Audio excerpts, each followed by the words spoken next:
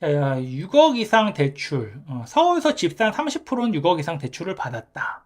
그래서 서울 전체 거래의 한 30% 정도가 해당이 된다. 이런 느낌이고, 그러니까 상공사공 맞벌이들 대출 규제 날벼락 받았다. 상한 능력 있는데도 대출 차단은 불합리하다. 그래서 월급으로 온 서울집 사기 불가능. 이생 진망 현실화. 그래서 요번에 이제 대출 규제로 가장 피해를 보신 분들이 굉장히 열심히 사셔가지고 전문직이 되셨던가 맞벌이 대기업을 다니시던가 이런 분들이 지금 대출이 막혔으니까 이건 뭐 아시면 뭐 나중에 도움이 될 수도 있는데 대충 7천만 원 정도 연봉이면요 곱하기 이제 한 8천을 잡아야겠다. 연봉이 한 8천만 원 정도면요 곱하기 7.5 정도? 7에서 7.5 하면 이게 5억 6천 뭐 그쵸. 5억 6천에서 뭐 6억 그쵸. 6억이잖아요. 한 8천만 원 정도 연봉이면은 한 6억만큼 대출이 나와요. 근데 부부가 만약에 둘 다 8천씩 벌면 12억까지 나와요. 예. 물론 혼인신고가 돼 있어야겠죠. 그럼 4천 벌면은 예. 6억이 대출이 나온다는 거죠. 예. 그래서 뭐 요새 다 연봉이 높으니까 예. 뭐 8천 버시는 분들은 12억까지 나오는데 6억에 그만큼 돈이 더 필요한 거니까 짜증이 나겠죠. 예. P2P 대출도 규제를 한다. 그래서 모든 대출에 대해서 규제를 한다. 그 사업자 대출도 다 규제를 한다. 이런 거고. 정비사업 이주비 대출 혼란. 그래서 관리처분 인가를 신규로 받는 정비사업장은 다 이주비 대출 규제를 한다.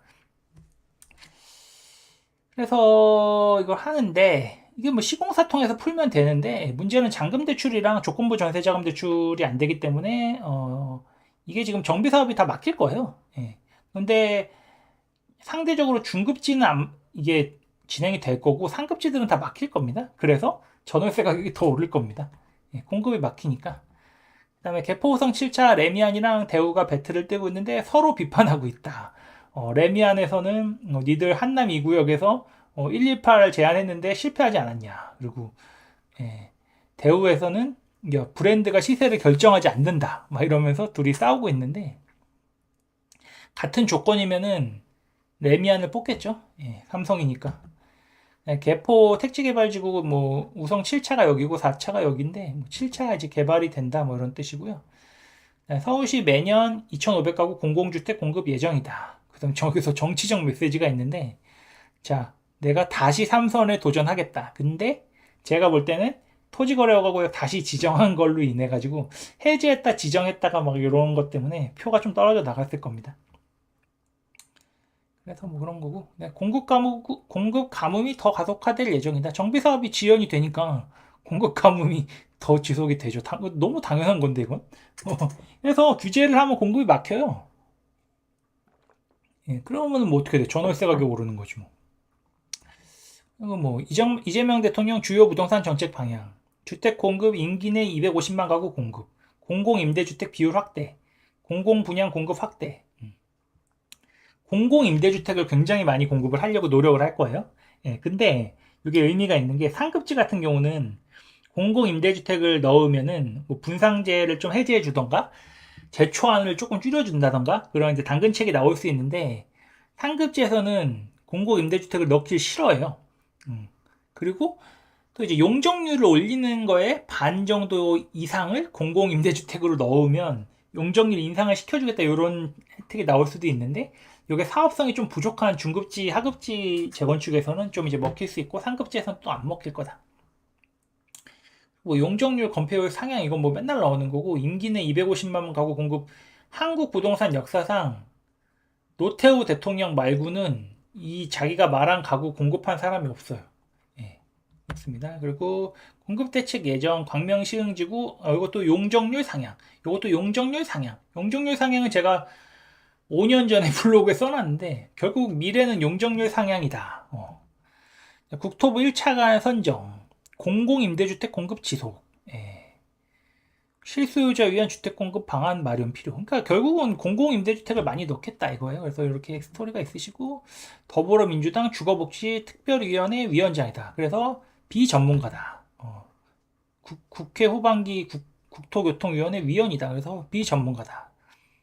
예, 김윤덕 그 국토부 장관 후보 요약, 공공임대주택으로 공급 확대. 그러니까 결국은 공공 많이 넣은 재건축만 진행을 하려고 그러는데 공공을 넣는 조건이 용적률 향상을 줄 거예요 아마. 그래서 상급지 대출 규제 취소. 그래서 상급지는 전월세 가격이 많이 오를 거다.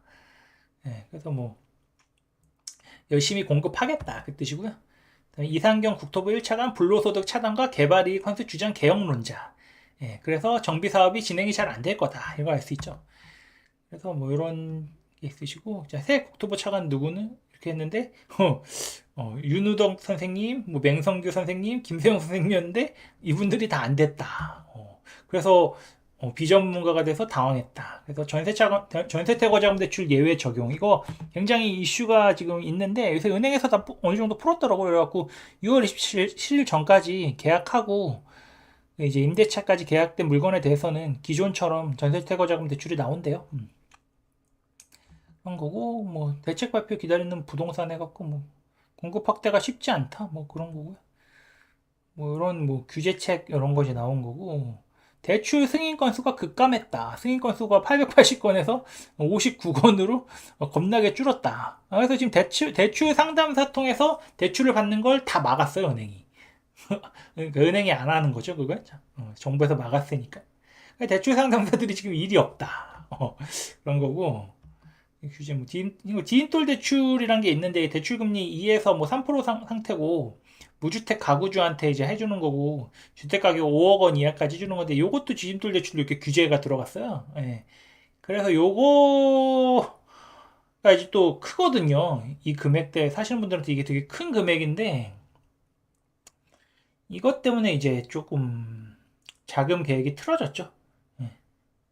디딤돌 매매 전세 이제 버팀목 전세까지 다 묶였으니까. 그리고 여기 LTV 수도권 규제 지역 80%에서 70% 이거 10% 깎인 것도 또 누군가한테는 큰 타격이거든요. 좀 타격이 있다라고 보시고 뭐 이런 거고 대출 한도가 이렇게 디딤돌 대출이 축소가 됐다. 버팀목 대출이. 그래서 개인적으로 요거 원복 시켜야 되지 않나 이렇게 보고 있습니다. 저 가격대 때문에 강남이 오르는 건 아닌데. 반전세로 좀 가속화되고 있어서 뭐 전월세 전환율이 이렇게 계속 올라가고 있다. 전월세 전환율은 이 밑에가 전세고 위에가 월세다. 전세도 근데 오르고 있는데 월세는 더 오르고 있다. 그러니까 오르는 거다. 그렇게 보시면 되고. 반포 원벨리 70에 올라가는 상단. 근데 이거 좀 조정 받을 거예요.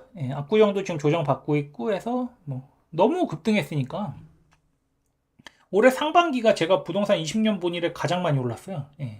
좀 조정을 받아야 되는 거고 부동산 대책은 56점짜리다라고 기사가 나왔고 뭐 풍선 효과 수도권 동남권 8억에서 12억 구간으로 매수세 이동이 우려된다. 수분양자 대혼란 분양시장 위축 예정. 그러니까 이거 조건부 전세자금 대출 막으면은 분양시장 잘 안 돌아가요. 그리고 다주택자는 지금 이주비 대출 영원이라 가지고 그분들이 또 비대위 만들고 있죠 지금. 그래서 쉽지 않습니다. 쉽지 않고 그다음에 이재명 정부 국토부 인선 완료가 됐는데 부동산 비전문가고 현장 경험 부족해서 공공주택 공급 확대를 하려고 한다. 뭐 생애 최초 주택 구입자는 취득세 감면 혜택 확대인데 지금 뭐 한 200만 원 정도까지 해주죠. 이용하시고요. 서울 아파트값 문정부 때 2배 폭등했다. 그래서 평균 근로자 아파트 구입 가능 기간이 문재인 정권 때 33년, 윤석열 정권 때 32년이다. 그래서 문재인 정권은 전국 아파트가 폭등을 주도했고 윤석열 정권은 강남과 비강남 가격 양극화가 좀 심화가 됐다. 그런 거고 서울 전세 매물은 계속 급감을 하고 있다. 근데 월세 매물도 급감을 하고 있죠. 왜 그럴까요? 다주택자가 없어지니까 너무 당연한 거고 수도권 다주택자 전세태거자금 대출이 가능해졌다. 그래서 누덕이라고 썼는데 이거 법을 처음부터 잘 만들어야지 계속해서 이렇게 수정하면은 나중에 되면은 이거 나중에 되면은 세무사가 포기해요. 세무사도 포기하고 다 포기. 양도소득세 포기한 세무사 뭐 이런 게 나오죠. 자, 외국인 규제 사각지대 논란, 외국인 부동산 취득 급증, 외국인 명의주택 보유량 10만 가구 돌파, 이중 중국인 비중이 56.2%다. 그래서 이게 계속 늘어나고 있는데 아직까지 제가 볼 때 그렇게 의미 있는 수치는 아니에요. 예, 근데 이거에 대해서 아마 규제가 지금 나온 걸로 알고 있고 좀 잡아야겠죠. 예, 그래서 실시간 외환 모니터링 체계 도입 필요 강조.